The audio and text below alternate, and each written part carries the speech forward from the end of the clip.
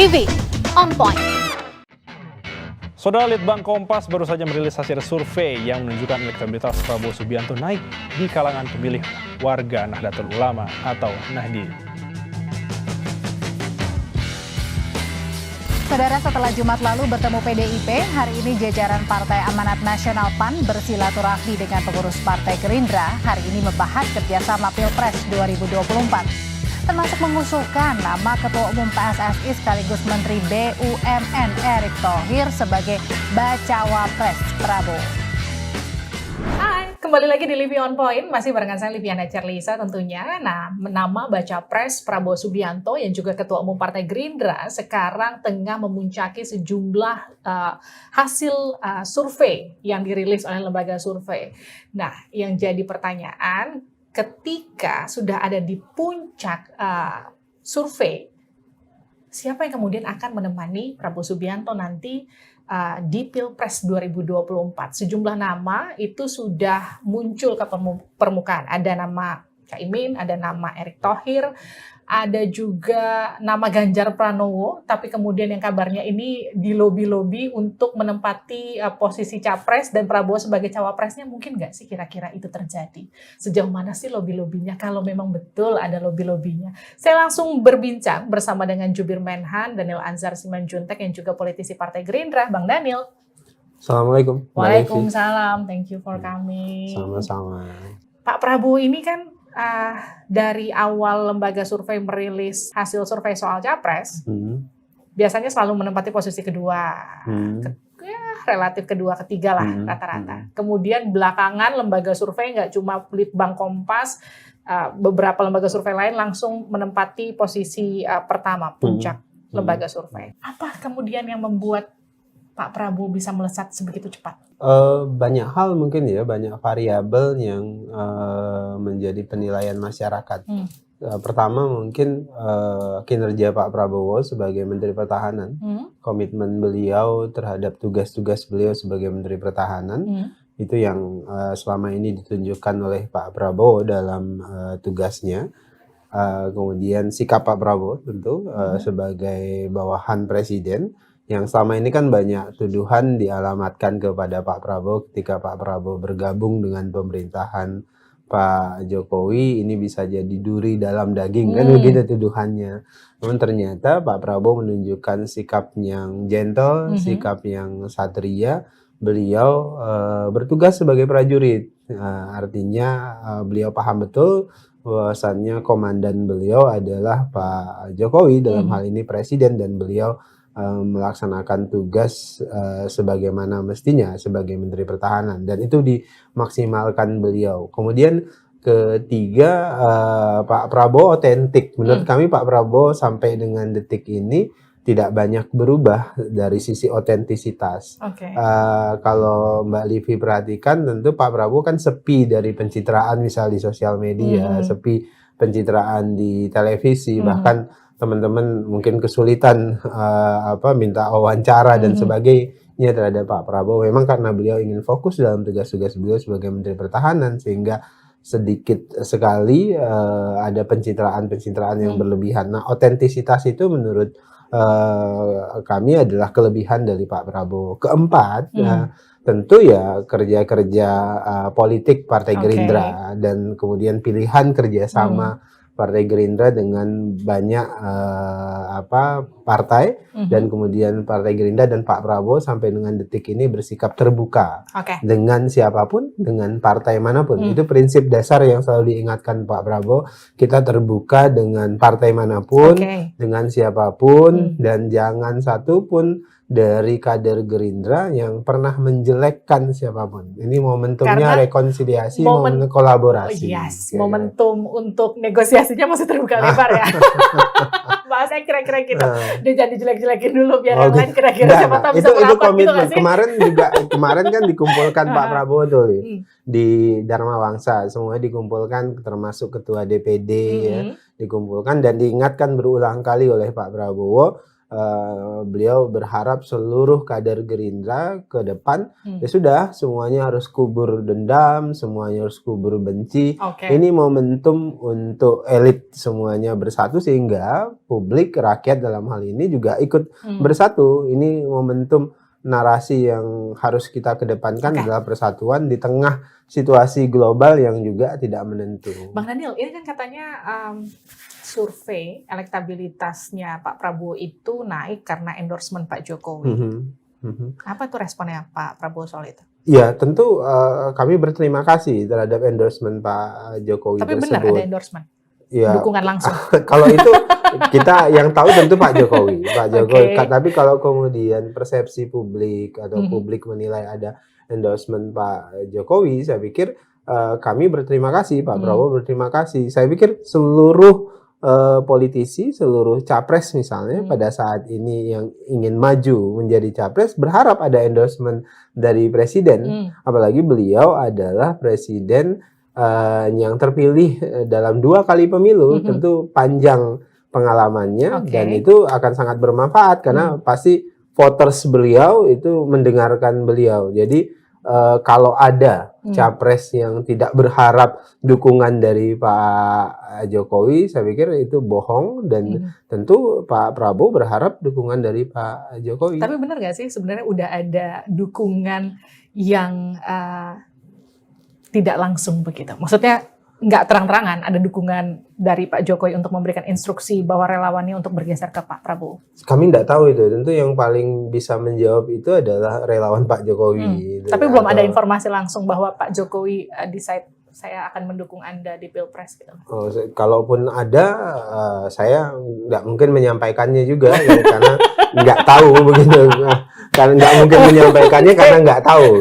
Karena itu yang paling tepat. Jadi yang jelas kalau Mbak Livi tanya secara formal misalnya apakah berharap dukungan dari Pak Jokowi, tentu kami berharap. Tentu Pak Prabowo juga berharap didukung oleh Pak Jokowi sebagai orang yang berpengalaman 2 periode memenangi Pilpres di 2014 dan 2019. Saya kemarin sempat ngobrol di Livi On Point episode sebelumnya itu bersama Bang Budiman Sujatmiko yang menyatakan gini, ya nanti akan ada pertemuan antara Bu Mega dan Pak Prabowo. Emang mau ada lobby-lobby apa? Pak Prabowo mau ditaruh jadi cawapres?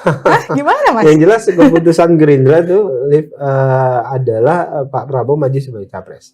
Itu udah harga mati. Iya, tentu bagi seluruh kader Gerindra itu harga mati. Dan salah satu cita-cita partai ini didirikan itu adalah Prabowo menjadi presiden. Jadi itu seperti amanat ideologis dalam tanda kutip ya, amanat ideologis bagi Gerindra.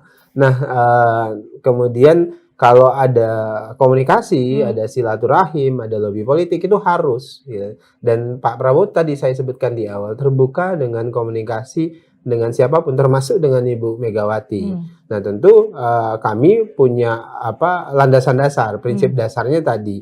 Partai Gerindra ingin mendorong Pak Prabowo menjadi presiden apalagi di 2024 kalau elektabilitasnya bagus terus, apalagi dan terus naik, mana mungkin dia mau ditaruh di posisi wapres. Apalagi kan partai Gerindra ya partai besar ya, nomor 2 gitu. Kemudian kedua ya Pak Prabowo elektabilitasnya bagus, bahkan nomor 1 pada hari ini survei Kompas menyebutkan begitu. Dan sejumlah lembaga survei lain juga menyebutkan hal yang sama. Nah tentu idealnya ya Pak Prabowo pada posisi presiden dan tentu siapa cawapres Pak Prabowo sejak awal Pak Prabowo sebutkan kami hari ini sudah mengikat kerjasama politik dengan Partai Kebangkitan Bangsa. Dan dalam piagam kesepakatan kita menyatakan bahwasannya yang menentukan capres dan cawapres itu adalah Pak Prabowo dan Gus Muhaimin. Ya? Nah dalam hal ini kan Gus Muhaimin sudah menyatakan PKB akan dukung Pak Prabowo sebagai capres. Nah tentu cawapresnya nanti beliau berdua akan bicara. Tapi sempat ada romantisme antara Caimin sama Pak Erlangga tuh. Ini Golkar mau merapat juga atau gimana? Kan memang salah satu kesepakatan setiap bulan kami rutin mengupdate perkembangan. Dan salah satu tugas yang dilakukan itu adalah Pak Prabowo melakukan komunikasi politik dengan kelompok lain ya di luar kerjasama PKB dan Gerindra. Caimin melakukan hal yang serupa. Nah kemudian nanti dari pertemuan-pertemuan itu kemudian dielaborasikan Oke. bersama untuk melakukan tindakan-tindakan politiknya bersama. Sekarang ada di posisi puncak, artinya kan yang lamar akan jadi makin banyak. Betul. Logikanya begitu ya. Hmm. Terakhir kan PAN nawarin Eto tuh, Mm-mm. Erick Thohir. Terus kemudian kita tahu sama-sama PKB itu masih nawarin juga Caimin untuk jadi wakilnya Pak Prabowo. Ada juga kalau di lembaga survei itu sejumlah nama juga masuk, ada Ridwan Kamil, koreksi aku kalau salah ya Mas. Ada juga sampai nama Ganjar Pranowo juga masuk. Iya. Tapi kalau dari orang yang menempel selalu dengan Pak Prabowo, nama siapa yang Begini, paling punya kemungkinan terbesar? kami kan ingin Pak Prabowo menang, itu catatan yang pentingnya. Secara praksis yang diinginkan adalah orang yang mendampingi Pak Prabowo sebagai cawapres itu bisa menambah elektoral Pak Prabowo. Itu di satu sisi. Sisi lain ya faktor variabel lain juga penting. Logistik, Ya macam-macam lah. Ya, suara, basis suara basis ya. segala macam. Itu penting sekali bagi Pak Prabowo. Nah, oleh sebab itulah kami hati-hati sekali menentukannya bersama, apalagi sekarang kami menentukannya bersama dengan PKB, bersama dengan Gus Muhaimin, Pak, dalam hal ini Pak Prabowo dan Gus Muhaimin. Nah, tentu beliau berdua menentukan secara hati-hati siapa yang paling tepat. Nah, memang banyak yang nama-nama yang menjadi kandidat. Tapi kan tentu ini di SWOT lah istilahnya dulu, kemudian dilihat mana yang paling tepat gitu. Jadi Mbak Livi ya harus agak sabar. Gitu. Saya udah sabar banget, penasaran soalnya. Agak sabar karena waktu masih ada begitu, dan semuanya akan ditentukan pada waktunya. Kira-kira Last gitu. minute nggak sih? Yang jelas Pak Prabowo tentu punya pilihan yang terbaik, dan Pak Prabowo tipologi orang yang bisa berdialog, artinya bisa menerima masukan dari semua pihak. Jadi makanya proses dialektika ini terus dilakukan, termasuk misalnya berencana bertemu dengan Bu Megawati seperti yang disampaikan oleh Mas Budiman, itu ya semuanya akan dilakukan oleh Pak Prabowo. Dari hasil surveinya Litbang Kompas itu kan basisnya NU itu suaranya udah mulai bergeser ke Pak Prabowo ya. Itu semata-mata karena ada PKB yang nempel, atau memang pesona Pak Prabowo yang memang sudah, kalau kita lihat kan safari politiknya ya sudah mulai ke beberapa kiai-kiai NU gitu ya, kita lihat beberapa kali. Ini memang salah satu hal yang memang pengen dicapai, menggeser suara NU. Ya tentu tidak bisa kami nafikan faktor PKB tentu pasti ada, dan itu harus kami akui. Dan kedua tentu adalah sikap Pak Prabowo yang kemudian mempengaruhi pemilih NU. Karena terus terang kan saudara-saudara kita yang di NU lebih suka dengan pemimpin-pemimpin yang bisa menerima dan diterima di semua golongan, dan Pak Prabowo menunjukkan sikap itu sejak awal begitu, walaupun sempat distigmatisasi dengan banyak hal, namun ternyata terbukti Pak Prabowo adalah tipologi pemimpin yang terbuka dengan semua kelompok, dan Pak Prabowo juga orang yang bisa berkomunikasi, bersilaturahim, berdialog dengan siapapun. Nah, itu menurut kami mempengaruhi pemilih-pemilih NU. Yang ketiga tentu adalah silaturahim, itu kuncinya. Kalau dalam agama ya silaturahim itu memperbanyak rezeki gitu ya. Nah, ini juga silaturahim dalam politik ya bisa menambah simpati dan menambah elektoral gitu. Nah, dalam konteks ini adalah silaturahim yang dilakukan oleh Pak Prabowo ke tokoh-tokoh NU itu sangat signifikan, itu sangat membantu, dan itu memberikan kesempatan Pak Prabowo untuk berdialog langsung, mengklarifikasi misalnya hal-hal yang selama ini itu menjadi isu, itu menjadi stigma misalnya, atau menjadi fitnah dan macam-macam. Bang Daniel, ini isu terbaru soal proposal Pak Prabowo ke Pak Jokowi soal Ukraina Rusia itu kan yang terbaru ya, yang masih fresh banget. Banyak orang yang kemudian nyambung-nyambungin gini, ini sekalian sama proposal Pilpres kali ini. Gimana tuh Bang? Ini sebenarnya hal yang biasa ya, Shangri-La Dialog yang dilakukan IISS itu dilakukan secara rutin. Nah, itu adalah forum diskusi.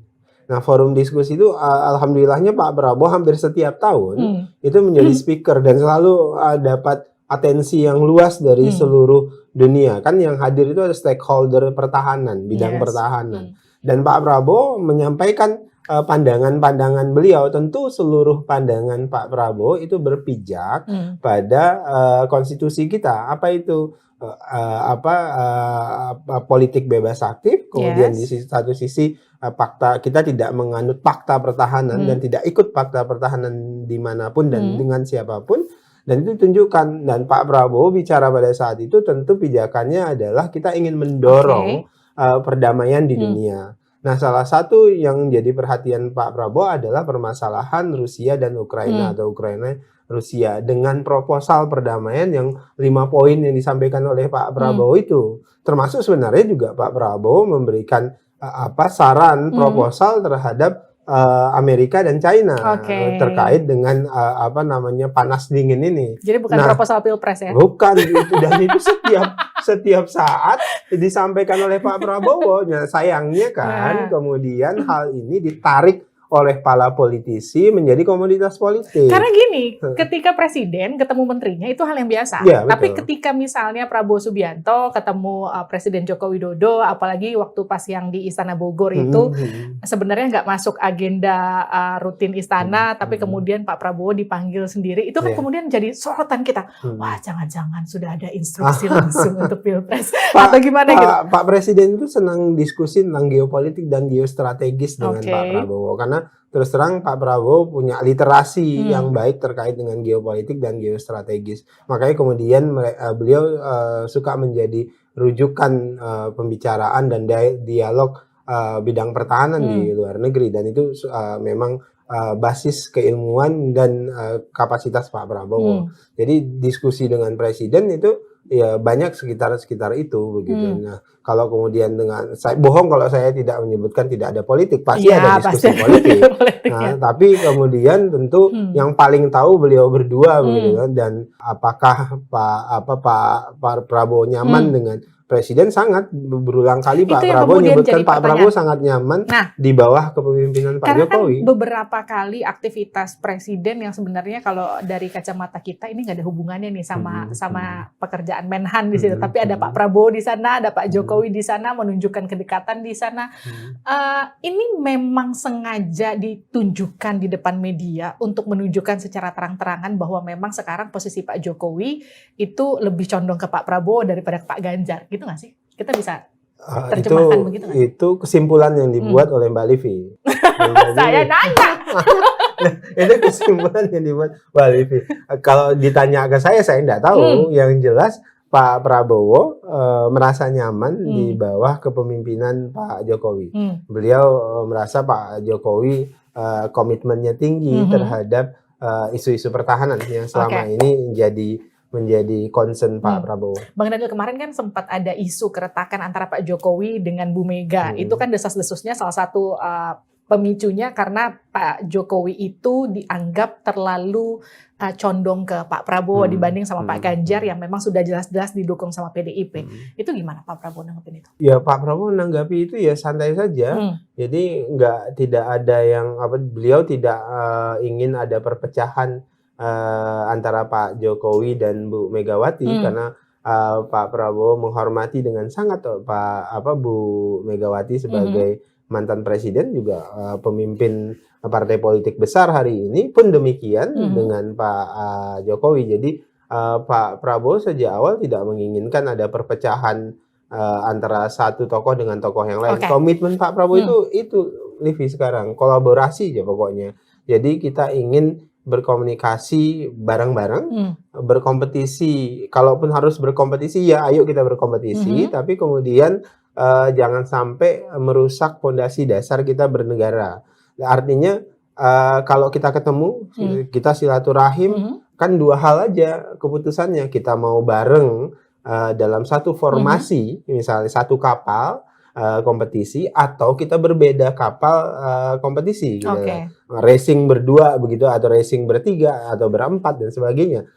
Tapi harus disepakati jangan sampai merusak arena kompetisi. Tapi gitu. PDIP Gerindra baik-baik aja hubungannya ya? Baik-baik saja. Jadi apalagi kan Bu Megawati dengan Pak Prabowo sangat akrab. Beliau biasa berkomunikasi dan kan naik turun dalam kompetisi itu biasa. Pernah bersama-sama dalam satu kapal kompetisi, bisa juga berbeda dalam kapal yang lain begitu. Jadi ya biasa saja, Mbak. Oke, Biasa. kita balik lagi soal sosok yang paling ideal mendampingi seorang Prabowo Subianto. Kayak apa sosoknya?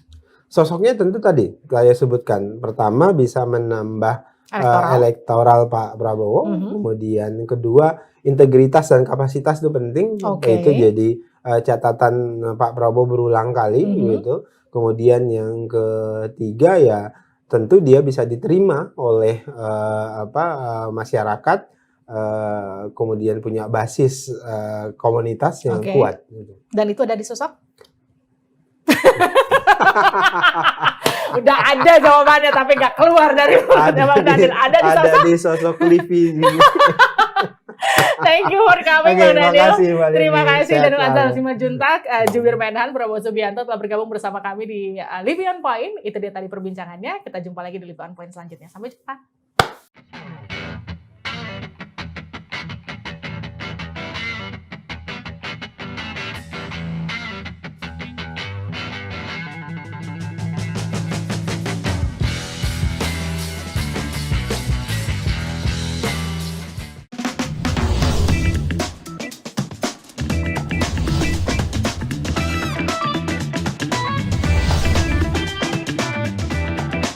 Living on Point.